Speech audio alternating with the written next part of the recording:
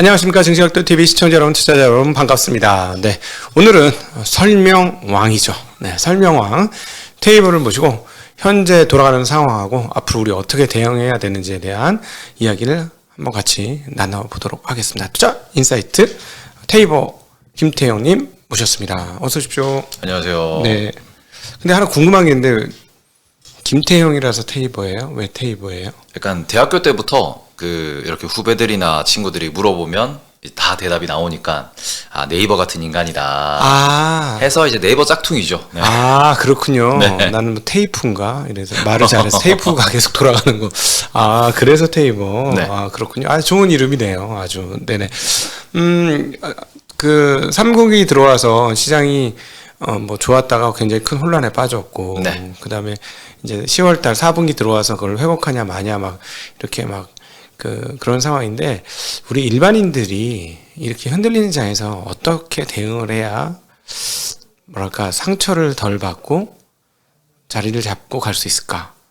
일단은 저는 정말 확실하게 보이는 것만 이제 뭐 소위 말해서 배팅을 해야 된다라고 말씀을 드리는데, 저 같은 경우에는 뭐 제가 고점을 맞추기도 어렵고 그다음에 완전 바닥을 맞추기도 어려우니까 제가 이번 여름에 했던 전략은 딱 하나였어요. 그 Fear and Greed 인덱스를 딱 보면서 너무 과열이 되고 푸클 레이쇼를 보니까 0.7 밑으로 떨어지더라고요. 네. 그래서 저는 그때는 저도 그렇고 또 제가 컨텐츠를 만들 때도 지금은 좀 줄여야 되지 않을까요라는 컨텐츠를 좀 많이 올렸었거든요. 네네네. 그러고 난 뒤에 7월 말에 우리나라 코스닥이 흔들리는 게 딱 터지고 난 뒤에는 좀 안 좋겠구나. 왜냐면 이제 고점에 매물대가 너무 많이 몰려 있으니까 이런 좀 안 좋겠구나 하면서 좀 조심스럽게 말씀드렸어요. 이러면 추석 뒤에 가자. 추석 지나고 봐야 될 것 같다.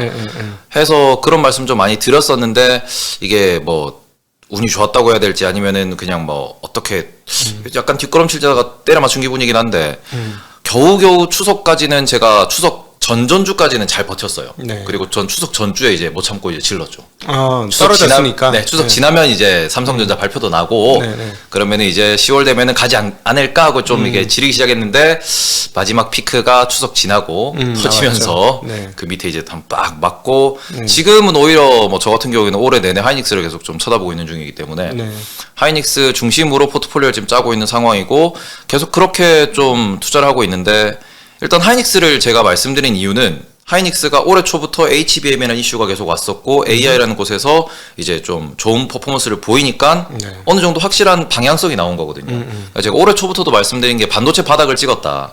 그러면은 앞으로 2년 3년간의 업사이클이 나오면은 2년 3년을 보면서 반도체를 모아가시면 되는 전략인데 이 쉬운 전략을 두고 다른 뭔가 좀 급하게 서두르는 마음을 안 가지시고 좀 천천히 하셨으면 좋겠다.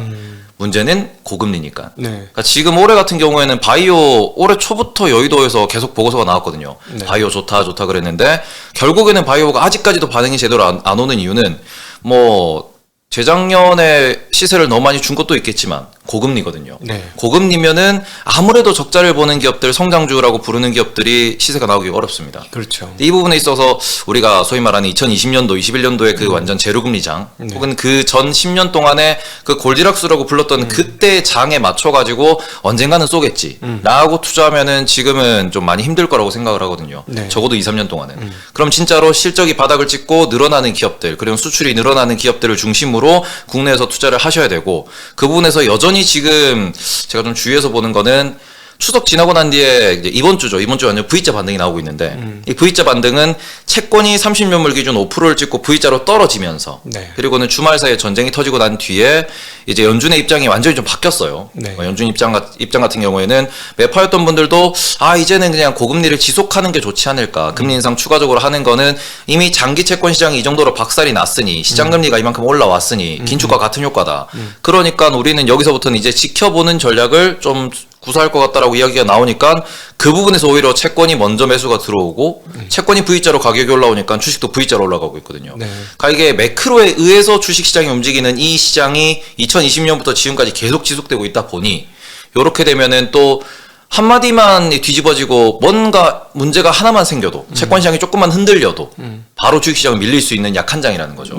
그러면은 정말 지금 투자를 하실 때는 욕심을 부리기보다는 정말 짧게 트레이드를 하시던가 아니면은 좀 더 길게 보시면서 실적 숫자를 믿으면서 투자하셔야 된다. 그러니까 지금 그냥 농담 삼아 올해 들어올 때 작년보다 더 어려울 것 같습니다라는 영상을 좀 몇 개 찍어놨었는데, 저는 그저 혹자들은 이제 2차 전지를 많이 드셨고 하니까 올해 정말 돈 많이 벌었다 하시는데 저는 올해가 너무 어려웠거든요.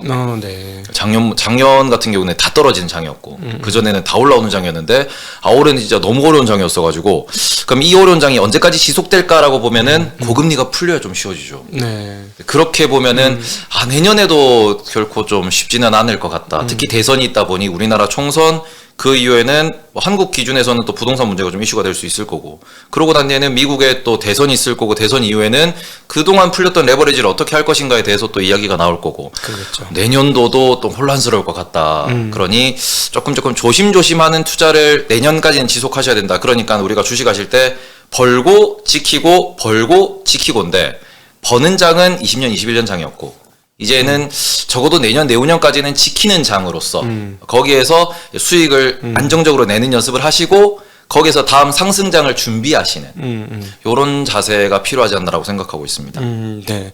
금리 얘기를 많이 하셨는데 일반인들이 이 금리 얘기만 나오면은 머리에 이제 쥐가 나잖아요. 그죠. 네, 그렇죠.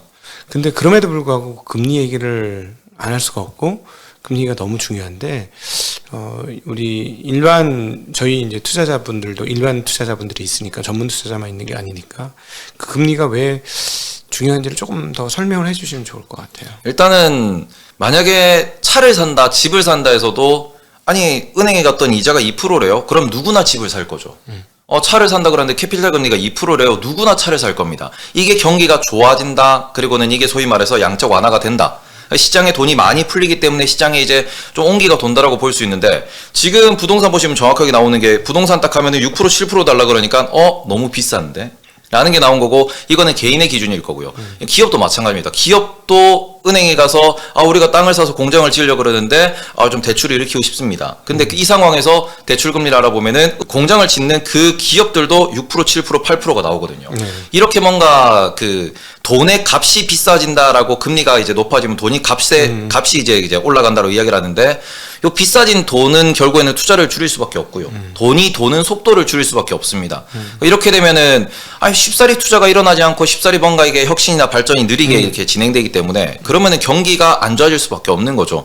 그래서 부동산을 기준으로 말씀드리는 이유도 정말 큰 부자분들, 특히 한국 같은 경우에는 부동산을 많이 들고 있는 분들은 금리만 보면 부자가 된다 라는 말씀 정말로 하시거든요. 은행에서 내가 돈을 쉽게 빌린다 그러면은 막 가격이 오른다라는 거고, 은행에서 돈 빌리기가 어려워진다 그러면은 가격이 쉽게 안 오른다라고 표현을 하는데, 지금 그 상황이 오랫동안 지속될 거라 그러니까 이거 돈 빌리기가 어려워지네. 네. 돈을 쉽게 쓰기가 어려워지네. 그러면은 뭔가 자산 가격이 이렇게 버블이 끼기는 어려운 상황이구나. 근데 이걸 또 인플레이션을 막겠다는 이유로, 버블을 막겠다는 이유로 미국에서 고금리를 끌고 가겠다고 하니, 요렇게 되면은 이거 우리가 좀 시대가 좀 변했다라고도 볼 수 있겠구나라고 보셨으면 좋겠고, 최근에 월스트리트에서도 계속 얘기가 나오고 있어요. 앞으로 5년 정도, 10년 정도는 저금리, 제로금리 꿈도 꾸면 안 된다. 이런 얘기가 계속 반복적으로 나오는 것도 아무래도 지금 연준의 기조에 대해서 혹은 지난 10년 동안 했던 것에 대한 정책이 뒤집어졌다라는 것에 대해서 인정하는 시간이 필요하다, 혹은 우리 투자자들의 마인드가 바뀌어야겠다라고 월스트리트에서 얘기하고 있다. 이 부분을 그저 그냥 과거처럼 생각하고 조금 쉬이 투자하시면은 좀 어렵지 않을까. 그러니까 금리는 지금은 꼭 공부하셔야 되는 상황이다. 저금리는 정말 어찌 보면은 투자하기 쉬운 그런 환경이고, 고금리는 투자하기 어려운 환경이다. 네. 지금은 정말 난이도가 어려운 시장이 좀 펼쳐지고 있다라고 보시는 게 좋을 것 같습니다. 그럼 사실은 채권 투자가 낫지 않을까, 이렇게 고금리가 되면? 금리가 예를 들어서 한 5% 내외짜리를 찾을 수 있다면, 네. 사실은 미국 국채는 환율만 영향이 없다면 5%가 이제 널려 있으니까. 네. 어떻게 생각하세요? 누구였죠? 어제도 월스트리트에서 하나 글이 나온 걸로 알고 있는데, 또 저희 단태 형님이 이 채널에 나오셨었죠. 네. 단태 형님이 영상을 또 올리셨습니다. 네. 그분이 누군지 지금 이름을 까먹었는데, 그분이 이렇게 말씀하셨다고 하더라고요. 다 팔고 이제 하이힐드 채권을 사라. 라고 이제 레터를 썼다라고 하는데, 저도 그거를 들으면서 저도 한번 봤었는데, 네. 일단 그분이 얘기하시는 거는 뭐냐 그러면은, 앞으로 고금리가 지속이 될 거고, 그러면은 주식시장이 재미가 없을 거고 기대 수익률이 떨어질 거니까, 그렇게 되면은 하이힐드 채권 중심으로 투자를 하시고 뭔가 픽스드 인컴 중심으로 이제 포트폴리오를 짜야 된다 라는 얘기를 지금 좀 했다고 하시더라고요. 음. 또 그런 거를 하워드 박스? 네. 네. 어제 그 올라온 영상인데 네네. 맞습니다. 근데 그분이 원래 채권을 좋아하시긴 하니까 그치. 그런 말씀을 약간 뭐 네. 채권 투자자로서 보유 편향 이런 느낌일 수도 있겠으나 고금리가 오랫동안 지속된다 그러면은 아무래도 채권만 사도 미국 국채 기준 4%씩 이게 네. 돈 복사가 되니까 네. 그러면은 예를 들어서 배당주를 본다고 하더라도 배당주를 3%에서 살 거야, 4%에서 살 거야, 5%에서 살 거야 그러면은 이거는 픽스 인컴이 아니니까 우리가 고배당주라고 부르는 것들도 5%는 돼야 쉽게 손이 나가겠죠. 네. 이렇게 되면은 주식 시장의 PER 자체가 떨어지겠구나라는 이런 또 전망이 나올 수 있기 때문에 물론 그렇게 뭐 100% 떨어지진 않겠지만 요렇게 좀 주식 시장에 대한 뷰가 좀 더 우리가 나한테 뭔가를 좀 더 줘야 내가 투자를 할 거야. 성장도 좀 더 강하게 보여줘야 내가 투자를 할 거야. 요렇게 되면은 이게 빅테크로의 쏠림이 더 심해질 거예요. 왜냐면 현금 자체가 비싸진 거니까 캐시가 많이 들어오는 프리캐시플로우가 좋은 기업을 중심으로 사람들이 투자를 할 거고 그러면서 그 현금이 짱짱한 기업들이 뭐 저렴한 기업도 M&A도 할 거고 덩치를 더 키울 거고 주주환원도 잘 할 거고 그러면은 이게 완전히 이제 돈 많은 사람이 돈 많은 기업이 짱인 이렇게 완전 최고인 이런 시장이 되고 있는데 이 시장에서 정말 성장이 독보적이고 주주환원이 독보적이면은 투자를 받을 수 있겠으나 그게 아니면은 오히려 정말 그냥 우리가 픽스 인컴을 주는 채권을 보는 것 그러면은 미국 국채가 재미없다 그러면은 뭐 시용 등급이 조금 낮더라도 정말 망하지 않을 정말 좋은 기술을 갖고 있는 그런 기업에 대해서 채권을 투자하는 것도 고려해봐야 된다. 뭐 요런 아이디어는 계속 좀 퍼지고 있더라고요.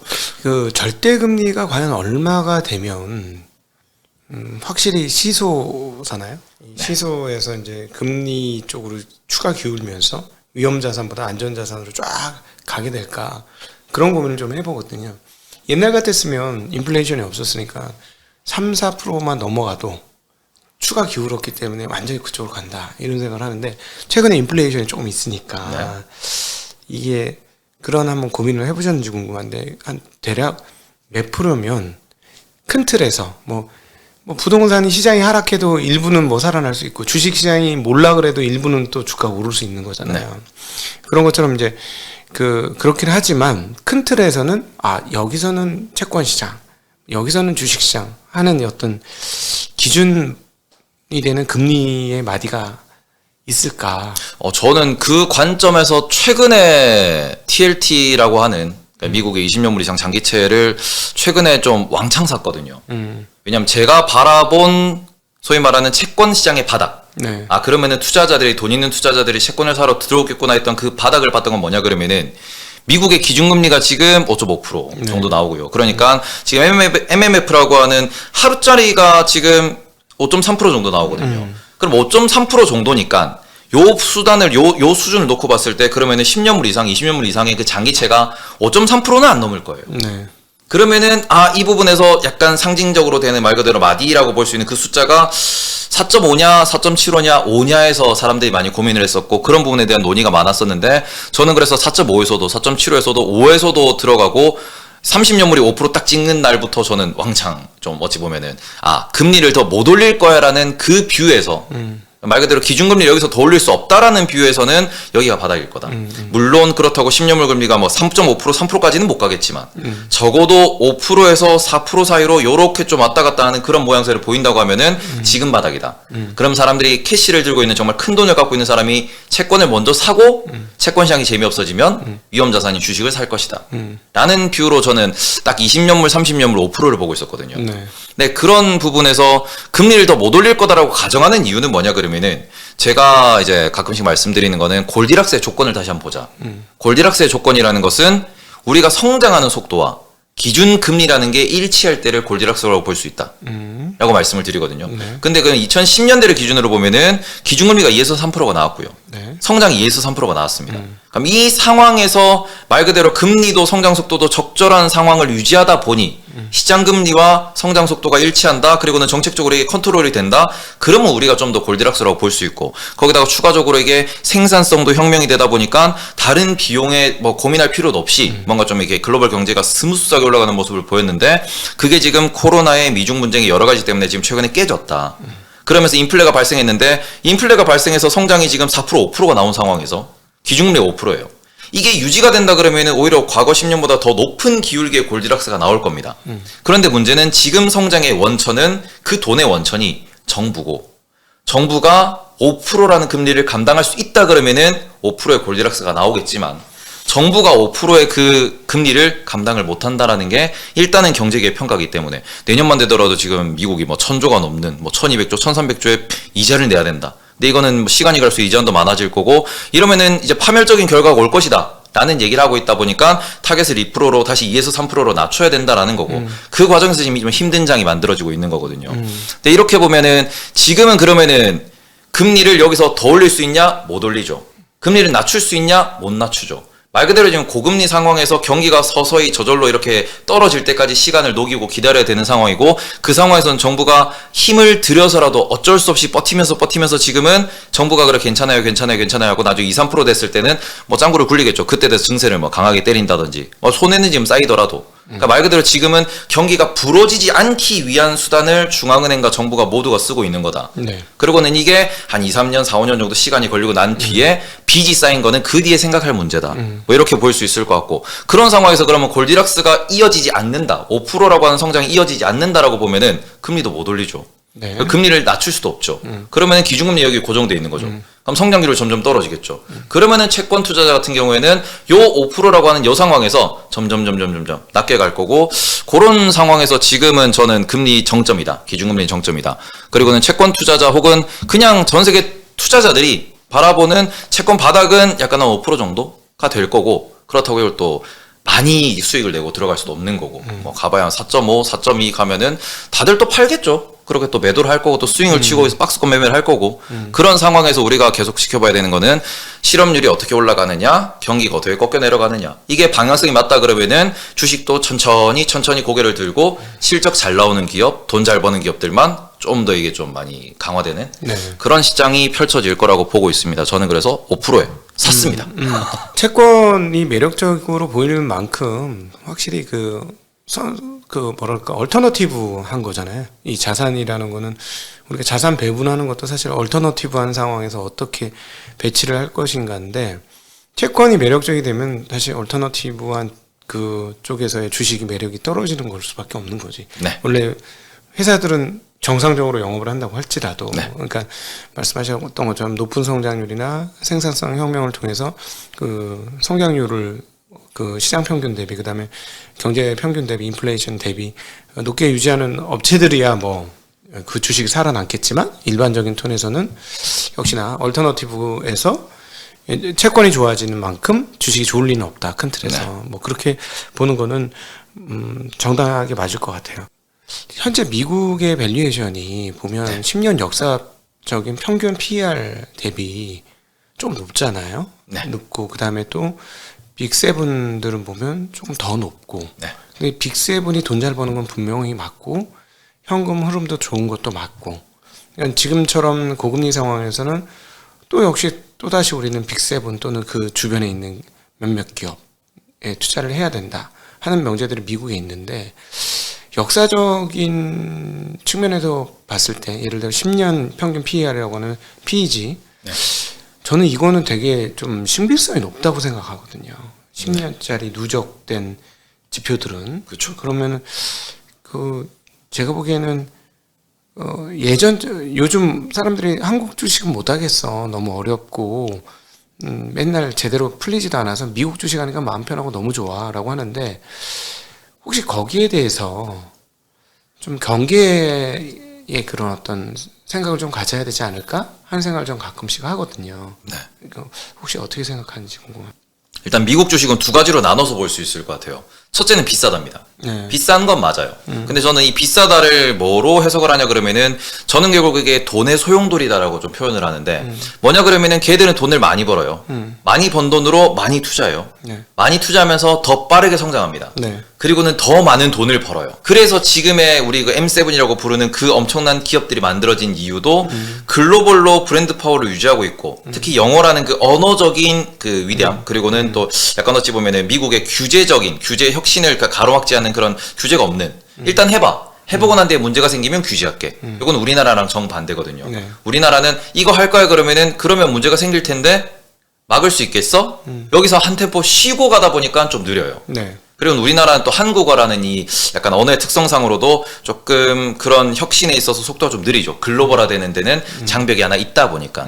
근데 미국은 그게 없거든요. 영어다 보니까 좀 더 그런데 유리한 점이 있고 제도적으로 뒷받침이 되다 보니까 빠르게 성장하는 게 있고 그 성장했던 과정들을 사람들이 신뢰하기 때문에 비싸게 거래가 됩니다. 네. 그럼 여기서 두 번째 같은 경우에는 뭐냐 그러면은 그 비쌈에도 불구하고 앞으로 성장을 할 거다라는 믿음과 너네가 성장을 하면 우리한테 나눠준다라는 주주환원적인 측면의 신뢰가 있죠. 네. 저는 근데 미국이 편하다라고 하는 분들한테는 항상 말씀드리는 게 주주환원도 중요하고 자사주 매입 소각도 중요하다. 그게 제도적이 됐든 어떻게 됐든 돈을 많이 벌고 R&D도 많이 하는데 주주한테 많이 돌려줘 버리니까 사람들이 사면 안 판다. 그래서 점점 더 비싸게 거래되는 거고 더 비싸질 것이다라고 말씀을 드리고 있거든요. 근데 이거는 뭐 젊어서 공격적으로 투자해서 그런 게 아니라 주주환원 측면에서 주주환원을 꾸준히 계속해서 잘해준다라고 하면은 그래 너네가 좀 못하더라도 앞으로 성장만 하면은 나한테 더 많은 돈을 주겠구나라는 신뢰가 생깁니다. 네. 그래서 비싸지는 거고 그래서 항상 이제 저희 도기 형님도 도기 선생님도 항상 외치는 게 그렇죠. 주주환원 좀 하자. 근데 이 부분은 정말 중요하다고 생각을 하는 게 이제는 모든 투자자가 다 똑똑해지고 있습니다. 네. 그러니까 이 회사의 그냥 단순 주가, 단순 차트만 보고 들어갔다 나왔다 하는 게 아니고 미래의 가치, 미래 비전을 보고 난 뒤에 거기에서 소액주주를 어떻게 챙겨주는가, 소액주주를 어떻게 생각하는가까지도 다 같이 보고 투자를 한단 말이죠. 근데 그러다 보니까 우리나라랑 미국을 봐도 혹은 우리나라랑 중국만 봐도 이게 소액주주에 대한 대우가 많이 달라요. 네. 그래서 이런 부분에 있어가지고 그럼 내가 왜 여기서 투자를 하냐, 왜 내가 골치 아프게 이거를 무슨 뭐 차트를 분석하고 수급을 분석해가지고 내가 이걸 유상증자 맞아가면서 왜 버티냐. 미국은 오히려 유상증자를 할 때 우리가 사업을 빠르게 하고 싶어서 유상증자 합니다 해서 실제로 테슬라, 엔비디아하고 유상증자를 많이 했어요. 네. 근데 그 상황에서 엔비디아는 이번에 본인들이 AI로 대박이 나니까 자사주석을 화끈하게 했습니다. 네. 이런 걸 딱 보는 순간부터 야 저기는 벌면 돌려주고 돈 필요하면 돈 달라 그러네. 그럼 필요하면 돈 줄게. 벌면 나한테 돌려줘. 가 되는 거거든요. 네. 근데 우리나라는 그게 좀 문제죠. 돈 필요하면은 돈 주세요. 근데 네. 돈 잘 벌면은 쌓아놓죠. 그런 부분에서 조금씩은 변하고 있어요. 근데 아직도 변화해야 되는 부분이 많고 네. 이제 그런 문제점들이 개인들이 이제 알기 시작했다라는 게 전 좀 더 중요한 포인트라고 생각을 하거든요. 그렇죠. 그걸 아니까 비싸더라도 미국을 가겠다. 네. 그리고 그 상황에서 유럽이 빨리 성장해요. 일본이 빨리 성장해요. 중국은 좀 신뢰가 안 가고 동남아도 아직은 아닌 것 같고 그러니까 미국밖에 없고 네. 그럼 미국 가서 내가 투자하려고 그러면은 미국에는 심지어 코스트코, 월마트, 코카콜라, 펩시만 보더라도 PER이 삼성전자보다 높습니다. 네. 비싸게 거래가 돼요. 근데 보면 배당이 꾸준하게 주주환원이 꾸준하게 3% 이상씩 나옵니다. 네. 그러니까 투자를 하는 거죠. 이런 부분을 놓고 보시면은 여전히 미국이 비싸냐라고 하면은 비싸다라고 표현할 수 있습니다. 과거보다 비싸고 글로벌 평균보다 비싸요. 비싼 이유는 그만큼 효율적으로 돌아가기 때문이고 네. 그만큼 전 세계에서 돈을 많이 빨아들이기 때문이고 그 돈을 투자와 주주환원을 밸런스 있게 잘하고 있기 때문에 그렇기 때문에 저는 비싸게 거래된다고 생각하고 그 부분을 그죠? 비싼데 들어가서 투자하면 위험해가 아니고 저기는 전 세계에서 가장 효율적이고 전 세계에서 가장 접근하기 쉽고 전 세계에서 제일 돈 버는 시장이다라고 놓고 보면은 오히려 그거는 그렇게 효율적이고 돈 잘 버니까 비싸게 거래가 되는 거거든요. 네. 거기다가 신뢰도 있다. 저는 그런 관점에서 저 역시도 미국 주식과 한국 주식을 거의 5대5로 투자를 하고 있는 상황이지만 한국 주식이 더 어렵습니다. 네. 전 둘 다 하는 입장에서 정말 항상 말씀드리는 게 한국 주식이 훨씬 어려워요. 대신에 한국 주식은 정보를 얻기 쉬우니까. 그리고는 한국에 살고 있다 보니까 이제 낮 시간에 라이프 사이클이 맞으니까. 네. 그리고는 좀 더 단기에 뭔가 좀 성취감을 얻을 수 있으니까 하고는 있으나 장기적으로 수익을 놓고 보면은 미국 주식이 항상 높더라. 네. 미국 주식은 뭘 안 해도 좀 더 쉽게 수익이 나더라. 네. 그런 점에서는 한국 시장도 좀 바뀌어야 되지 않을까. 그리고는 너무 좋은 교과서 답안지가 있다 보니 이런 부분에서 조금씩 좋은 거는 이제 좀 가져오고 그리고는 미국에서도 항상 옳은 건 아니거든요. 저건 좀 우리가 배제를 하고 이런 식으로 좀 바꿔나가는 그런 노력들이 있어야 한국의 자본시장이 계속 좀 성장할 수 있다 혹은 한국의 자본시장이 유지될 수 있다라고 생각을 합니다. 지금 얘기하신 것 중에 그러면은 미국이 다 좋은 건 아니다. 나쁜 네. 거 있다.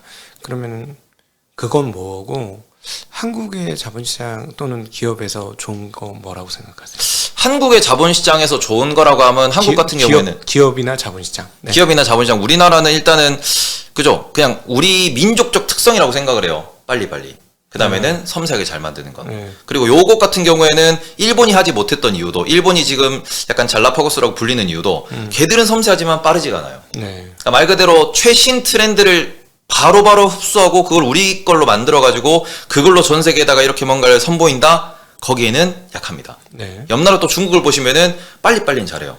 섬세한지는 아직 잘 모르겠어요. 네. 근데 저는 우리나라가 그것들을 다 갖췄다라고 생각을 하거든요. 그렇기 때문에 우리나라가 이렇게 빠르게 성장할 수 있고, 그리고는 지금과 같은 무한 경쟁 시대에서도 살아남고 있다. 최근에도 뭐 주식을 하시는 분들은 아시겠지만 일본이랑 화이트리스트 있었던 적이 얼마 전이에요. 벌써 4년이 지났지만. 네. 근데 그 전부터도 그렇고 그 이후로도 보시면은, 그래서 우리나라 소부장들이 어떻게 했냐? 오히려 일본이 경계할 만큼 빠르게 잘 따라붙고 있습니다. 네. 기술 격차도 빠르게 줄어들고 있어요. 근데 이런 부분들은 우리나라가 정말 잘하는 거고, 그런 곳에서 저는 기회를 찾을 수 있다. 그리고는 전방 산업이라고 볼 수 있는 이제 대기업들이 글로벌에서 주요한 자리에 차지하고 있습니다. 2차 전지, 전장, 배터리, 조선, 자동차 전부 다 잘하고 있어요. 네. 그러니까 그 밸류 체인에 속해 있는 기업들도 충분히 기회를 찾을 수 있어요. 그러니까 이런 부분은 대기업이 잘하는 것도 있고, 그 다음에는 그 부분에 있어가지고 우리나라 내에서도 충분히 기회를 좀 창출할 수 있다? 그런 점에서 변동성, 유동성도 크다 보니 이게 정말 기회가 된다 싶으면은 좀 더 빠르게 움직이는 것도 있거든요. 네. 그런 부분에서는 뭐 돈의 흐름의 속도, 이것도 너무 빠르죠. 빠르니까 이게 이렇게 뭐 움직일 텐데, 기술의 발전 속도와 그 정교함 같은 거는 우리나라를 따라올 곳이 별로 없습니다.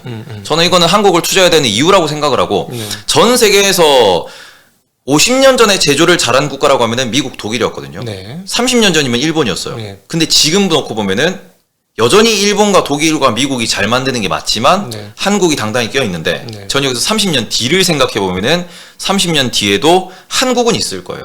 다른 국가들은 있을지는 잘 모르겠습니다. 네. 왜냐하면 지금도 미국 보시면은 제조업이 약하다는 얘기가 나온 거고요. 인건비 문제가 됐든 아니면 뭐가 됐든 간에 그 동네에서 결국 제조업이 조금 사양 산업이 된 건 사실이거든요.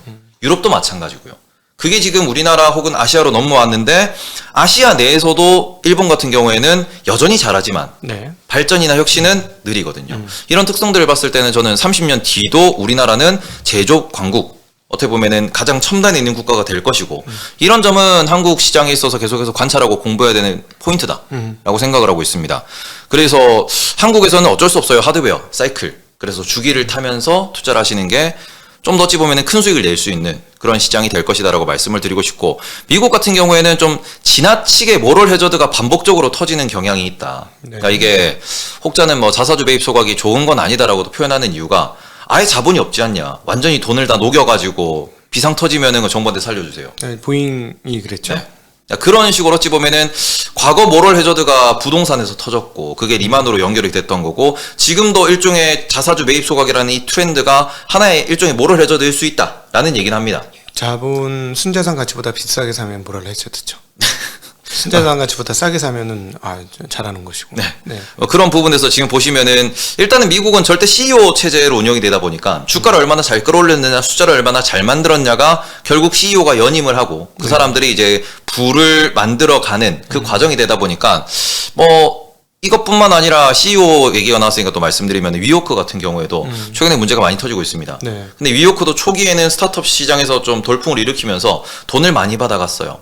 그런데 거기서 뭐 황금 낙하산 조항 이런 것들이 있습니다. 네. 그게 뭐냐 그러면은 창업자를 혹은 임원들을, 이게 다른 투자자나 아니면 더 많은 지분을 가진 사람이 뭐 M&A 과정에서 해고를 한다 그러면은 엄청나게 이제 어마어마한 보상을 줘야 되는. 보상을 엄청나게 줘야 되죠. 네. 네. 근데 그거를 CEO가 본인 스스로 걸었어요. 네. 그리고는 경영을 개판으로 하고 회사가 망해가는데 본인은 그 조항으로 몇 조 원을 받아갔습니다. 네. 그러니까 이런 식으로 약간은 미국은 그러한 자본주의적인 모럴 해저드가 반복적으로 나오는 거고요. 돈이 최고다. 네, 그 테라노스도 마찬가지일 것이고, 여러 가지 이런 이벤트들이, 이슈들이 계속해서 반복적으로 모럴 해저드라는 부분을 건드는 영역이다 보니, 그래서 약간 피도 눈물도 없는 완전 자본주의죠. 네. 네. 그러니까 그걸 잘 이해하고 투자하시면 상관이 없는데, 이게 약간 아시아적인 정서로 정이 없는 시장이다 보니, 네네. 미국이 정말로 이제 장기적으로 지속은 가능하겠죠. 달러가 있으니까. 그런데 그럼에도 불구하고 달러를 지키기 위해서 다른 나라를 이렇게 쓰러뜨리는 것도 빈번하게 발생을 하고, 네. 돈 앞에서는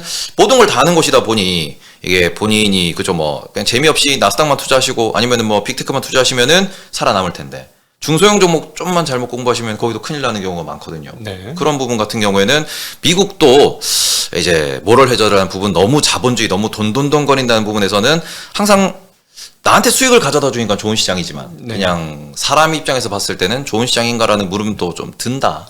그 부분에 있어서 이제 버핏이 되게 원칙주의자로서 빛이 나는 부분인 것 같은데 한 번은 인터뷰에서 이제 제이미 다이먼하고 같이 인터뷰를 했는데 분기 실적을 왜 발표하냐 라는 얘기였어요. 기업이 무슨 분기시마다 바뀔 수가 있느냐. 안 된다. 그러니까 분기 실적 발표하는 거는 별로 옳지 않다. 뭐 그러니까 물론 제이미 다이먼이 좀 끌고 버핏이 좀 동의하는 그런 약간 그런 뉘앙스의 그 인터뷰이긴 했지만 버핏의 자회사 운영하는 것들을 보면 기업을 열정적으로 주인의식을 가지고 열심히 하는 것이 최고고 재무적으로 뭔가를 핸들링하거나 컨트롤하려고 하는 거에 대해서는 굉장히 안 좋아해요. 본인이 그렇게 하는데도 불구하고.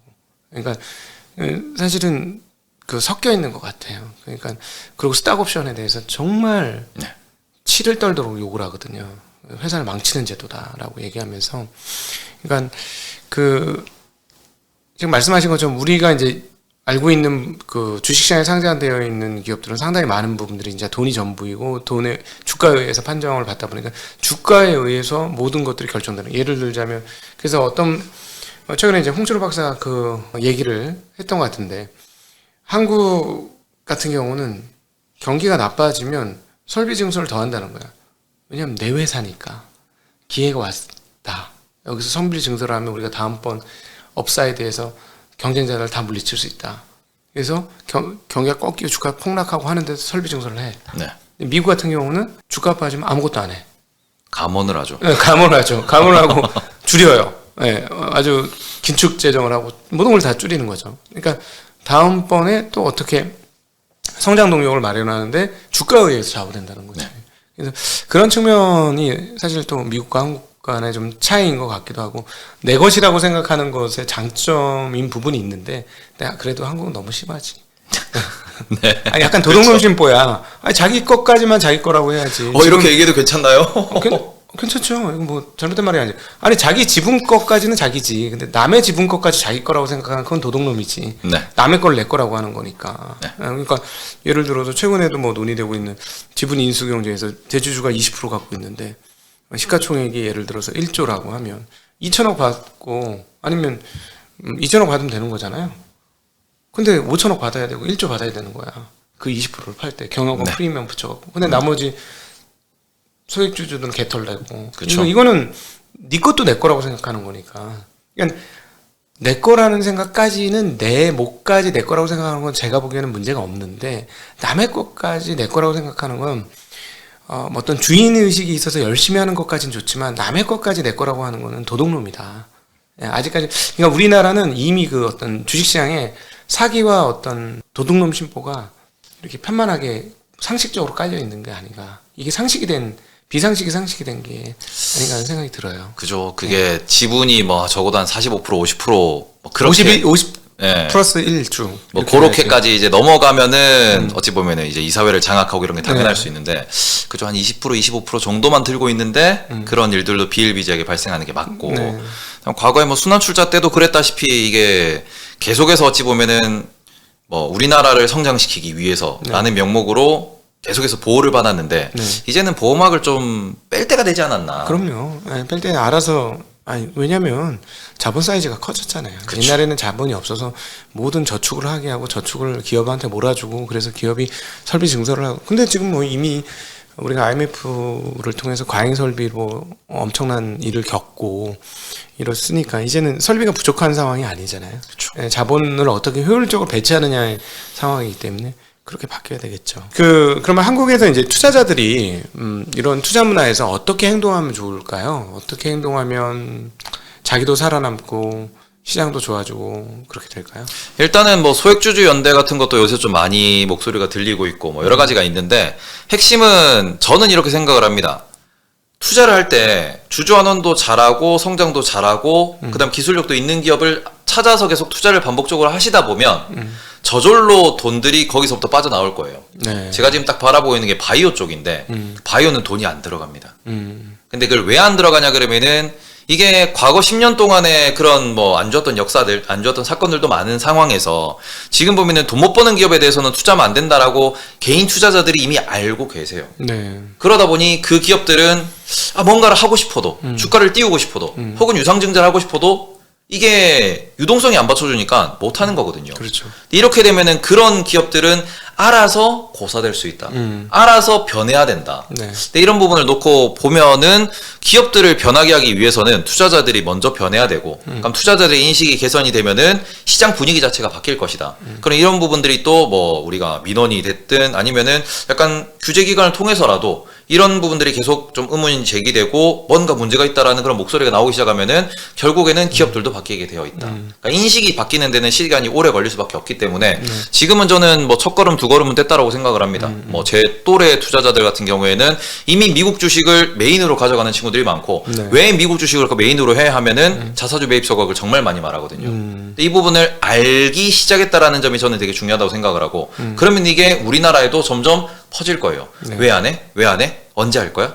이렇게 되면은 뜻이 있는 기업들은 바뀌겠죠. 키움증권도 이제 주주 환원율 30% 3년간 유지하겠다. 네. 어찌 보면 우리나라가 지금 3년간을 되게 강조하는 것 같아요. 삶을 좋아하는 민족이다 보니까.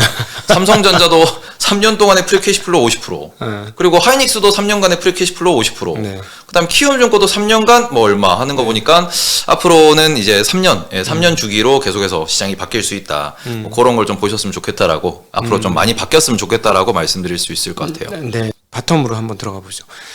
미국에서 좀 주목하고 있는 네. 기업이나 그다음에 한국에서 주목하고 있는 기업이 어떤 게 있는지 좀 궁금합니다. 일단은 미국에서는 뭐니 해도 엔비디아 할 수밖에 없다. 제가 지금 계속 강조해서 말씀드리는 건데 엔비디아가 앞으로 한 분기 실적을 2번, 3번 정도 더 발표할 텐데 일단 당장 나오는 이번 실적에서는 영업이익률이 크게 안 꺾일 거예요. 아직까지는 이제 대기 수요가 많은 상황이었고 가격이 높게 유지가 되고 있는 게 보이고 있으니까 네. 다만 이게 6개월, 9개월 1년이 되면 AI에 대한 공격적인 투자가 1년이 반복이 됐다라고 하고 그 1년 동안 기술이 개발되고 서비스가 개발된 상황에서 기업들이 서비스를 제공했고 이걸 얼마나 고객들이 사용하면서 편의를 느꼈느냐. 그리고는 편의를 느낀 게 결제를 할 만큼 유료 결제를 부를 만큼 기술이 발전하고 AI라는 게 정말 현실을 대체하고 있는가. 네. 그리고 이것의 경제 규모가 얼마나 되는가. 네. 그래서 이게 추가적인 AI 반도체 주문으로 얼마나 연결이 되고 그게 수요 공급 원칙에서 엔비디아의 영업이익률을 몇 프로로 유지할 거냐. 저는 이게 핵심이라고 생각을 합니다. 네. 나스닥의 핵심이고 대한민국 주가의 핵심이 될 거다. 네. 왜냐 그러면은 이게 나와줘야 이게 영업이익률이 계속해서 50% 이상 60% 이상 유지가 되어준다라고 하면은 AI는 진짜 돈이 되는 거고요. 네. 그러면은 빅테크도 AI 투자로 돈을 번다라는 거고요. 네. 그러면은 나스닥은 좋아지겠죠. 그리고 엔비디아가 여전히 비싼 수요 공급에서 갑의 위치에서 비싼 가격을 유지한다 그러면은 TSMC도 마찬가지고 우리나라 메모리 쪽도 마찬가지고 계속해서 풀 캐파 혹은 증설 캐파를 증설하면서 계속 대응을 해야 될 거예요. 네. 글로벌의 돈이 빅테크를 통해서 엔비디아를 통해서 아시아로 네. 특히 한국과 대만으로 들어온다라는 거죠. 이건 우리나라 경기 상황에서도 매우 중요한 거고 그리고는 나스닥 자체고 기술주 자체 혹은 그냥 이 AI라는 것들이 생산성 혁명을 만들어낸다라는 관점에서도 인플레를 낮추는데도 매우 중요한 포인트가 될 거다. 네. 즉 AI가 정말로 돈이 돼야 된다라는 거.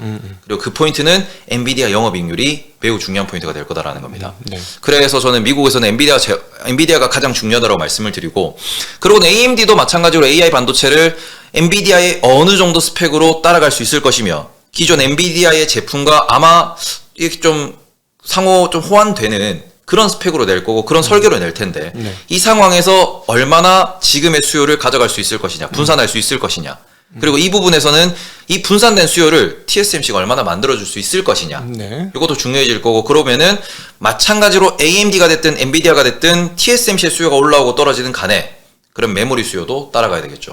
당연히. 그런 부분에서는 한국에서는 하이닉스랑 삼성전자, 특히 삼성전자가 매우 중요하다.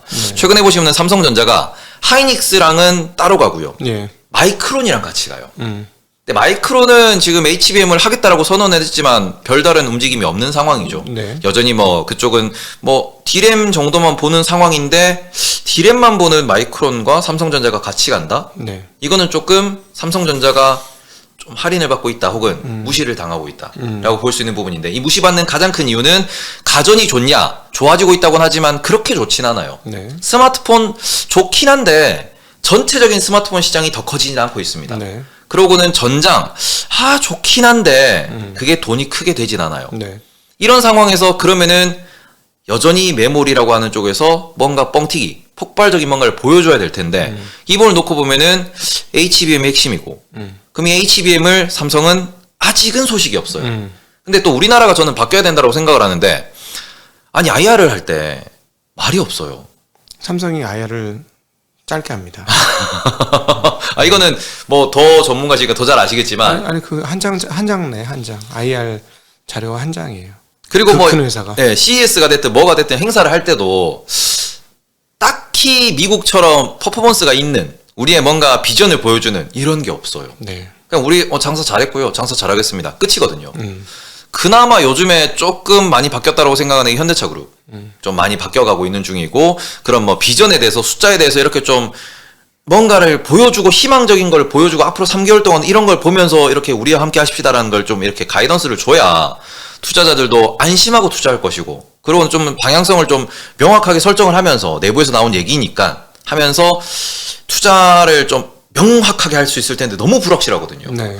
이번에도 아마 좀 짤막하게 지나가지 않을까라고 생각을 하는데 일단 9월 안에 이제 HBM을 양산하겠다라는 얘기를 했지만 아직은 소식이 없는 중이고 썰로만 계속 들리는 중이고 네. 물론 보완이 필요하겠으나 IR에서도 그 얘기가 없다 그러면은 삼성전자가 과연 올해 좀 강한 모습을 보여줄 수 있을까?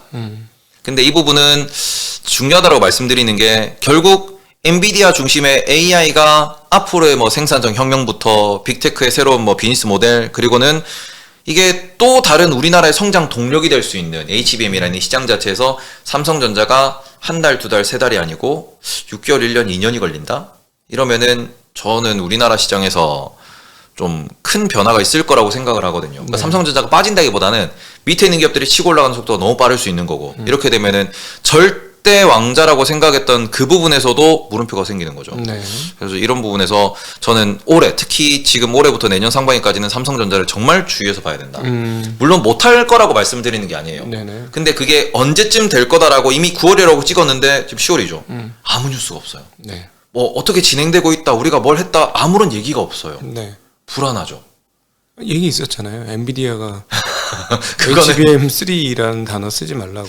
그거. 네네네. 그러니까 네. 본인들이 3E라고 써야 된다. 너희끼리 네. 이상한 말 붙이지 마라. 그러니까 뭐 그런 것도 그런 건데 이게 뭐 얼마를 만들어 수율이 얼마가 나왔는데 뭐 공정을 개선해가지고 이제 다음에 나오는 거는 다음 웨이퍼부터 들어갈 수 있을 것 같다. 뭐 이런 얘기라도 있던가.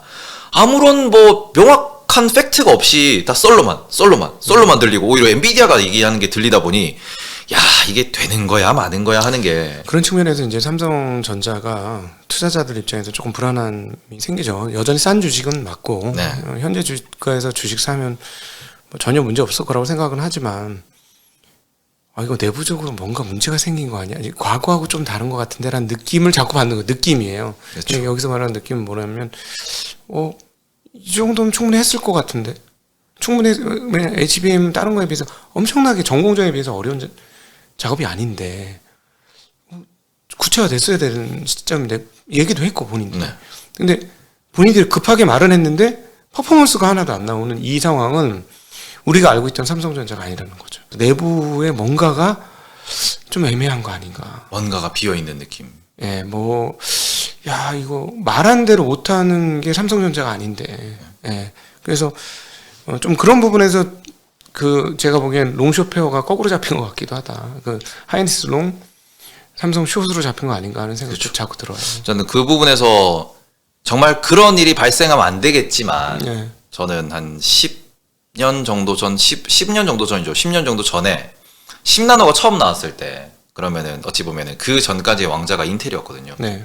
당연히 할 수 있을 거라고 생각을 했는데 인텔은 포기를 하는 순간부터 TSMC라는 쪽이 정말로 어찌 보면은 반도체 1등이 돼버린 상황이 됐는데 그런 일이 발생하면 안 되겠지만 네. 삼성이 인텔로 갈 거냐, TSMC로 갈 거냐에 약간의 어느 정도 투자자들의 그 뷰에 어느 정도 기로에 있다. 이게 정말로 HBM3를 만들었는데 그게 9세대가 되면은 그것도 좀 저는 걱정이 네. 되는 거거든요. 타이밍이 정말 중요하다고 생각을 하는 건데 삼성이 이번 IR 혹은 올해 내에는 엔비디아와 대량 납품을 한다. AMD랑 이런 걸로 해서 만들어서 우리는 뭐 이런 식으로 오히려 AMD 밸류 체인으로서 뭐 AI 반도체 시장을 공략한다. 이런 식으로 명확한 뭔가 그림이 올해 내는 나와줘야 될 것 같다. 생각하고 있습니다. 의외로 시간이 많이 걸릴 수 있긴 할 것 같아요. 왜냐면은 후공정을 너무 무게를 안 뒀어. 예, 왜냐면 그건 반도체 사업이 아니거든. 삼성전자 입장에서. 후공정은 저쪽 애들이 나는 거야. 우리는 전공정에 집중해야지. 이런 문화가 분명히 사품으로 있는 것 같아요. 아무리 봐도. 네. 예. 자, 그래서 이제 그러면은 역시나 엔비디아, 삼성전자를 축으로 시장을 좀 봐야 된다. 네. 라는 입장이신 거죠. 한국은 삼성전자가 성공을 해야 코스피가 올라가니까. 네. 그래서 코스피가 지수가 올라가줘야 전반적으로 뭔가 좀 시장 자체가 온기가 돌 거기 때문에 그 부분에서는 삼성전자가 올해 내에 꼭 엔비디아가 됐든 AMD가 됐든 우리가 이걸 해냈습니다. 네. 라는 그림을 그려줘야 좀 우리나라가 그래도 내년 초까지 좀 웃는 장이 될 수 있지 않을까 네. 생각하고 뭐 전 세계 시장 기준 혹은 특히 나스닥과 아니면 뭐 필라델피아 반도체 지수나 한국 시장, 대만 시장을 놓고 보면 엔비디아의 향후 실적이 적어도 한 두세 분기 동안의 실적이 지금의 영업이익률을 유지 혹은 조금 떨어지더라도 계속 50% 이상은 나와줘야 어떻게 보면은 내년도가 우리가 좀 쉽게 투자할 수 있는 장이 될 것 같다. 네. 그게 아니면은 좀 덜컹덜컹하는 장이 될 테니 많이 어려울 것 같다. 그래서 엔비디아와 삼성전자를 잘 보셨으면 좋겠습니다라고 말씀을 드리겠습니다. 꽤 오래전에 이제 2차 전지는 보내줘야 할 것 같다라고 예, 저기 이야기를 하셨었는데 2차 전지는 어떻게 보십니까? 제가 여기서 그 뭐 허심탄회하게 말씀을 드리겠습니다. 2차 전지는 기다리셔야 돼요. 뭘 기다려야 됩니까? 가격 조정도 기다려야 되고요. 네. 저는 딱 하나만 보고 있습니다. 포스코홀딩스 에코프로 BM과 에코프로가 디커플링 되면 네. 저는 그때가 타이밍이라고 생각을 해요.